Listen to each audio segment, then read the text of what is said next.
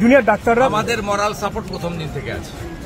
শুধু একটা কথাই বলবো, জুনিয়র ডাক্তাররা সতর্ক যেন থাকেন, আজাদি স্লোগান যেন না হয়। 1947-এর 15ই আগস্ট স্বাধীন পেয়েছে, কতগুলো ছোড়া কদিন আগে বলেছে কাশ্মীর মাঙে আজাদি। এটা কি ভাষা? 65% লোক কাশ্মীরে ভোট দিয়েছে। কাশ্মীরের ভোটে এবারে একজনের মৃত্যু তো দূরের কথা, কারো ঢিল লাগেনি। কে জিতবে হারবে সেটা গণতন্ত্রে কালকে জনগণ বলবে, সেটা নিয়ে আমাদের অসুবিধা নেই।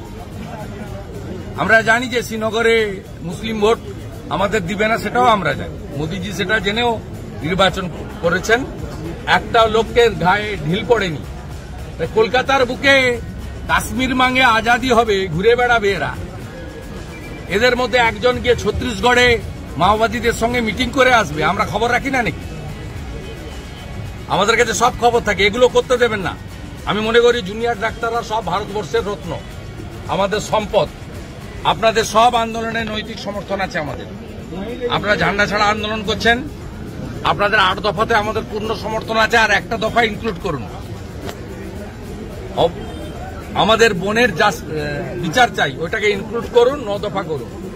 এটা 1 নম্বর সাজেশন। 2 নম্বর সাজেশন, সবাই যাক, আন্দোলন করুক, কিন্তু আন্দোলনে কোনোভাবে দেশপ্রেমিকরা আঘাত পান এমন স্লোগান যেন না হয়। কাশ্মীর মাঙে আজাদি কলকাতার উপরে বলেছে মমতা ব্যানার্জি, কেন তার পুলিশ ব্যবস্থা নিচ্ছে না? আমি মনোজ বার্মার কাছে দাবি করছি, কাশ্মীর মাঙে আজাদি যারা বলেছিল চুলের মুঠি ধরে লালবাজারে নিয়ে গিয়ে প্যাঁদানো উচিত, তাহলে আমাদের হাতে ছেড়ে দিকে, আমরা যা করে এই আসতে পারে।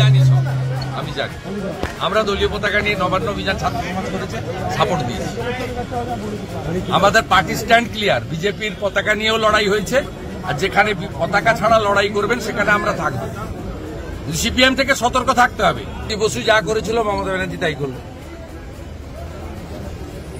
জ্যোতি বসু যা করেছিল, জুনিয়র ডাক্তারদের পিটিয়েছিল সিপিএম, এখন সাধু হয়ে গেছে। একই কাজ মমতা ব্যানার্জি করল। আমরা নিন্দা করছি এবং জুনিয়র ডাক্তারদের বলছি আন্দোলন তীব্র করুন,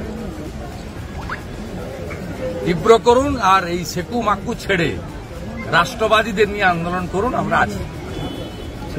কিন্তু মুখ্য সচিব আজকে ইয়ে করেছে, বৈঠক করেছে, তারা বলেছে যে 90% সিসিটিভি লাগানো আছে। আর মুখ্য সচিব হচ্ছে ল্যাম্প পোস্ট, ওকে উঠতে বললে উঠবে, বসতে বললে বসবে, লেফট রাইট করতে বললে তাই করবে।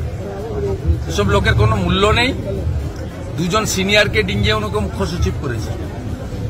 89-এর অত্রি ভট্টাচার্য আর 19 সুব্রত গুপ্ত, ওই 2 জনকে বাদ দিয়ে কে করে চোখে যা শিখিয়ে দিচ্ছে তাই বলছেন।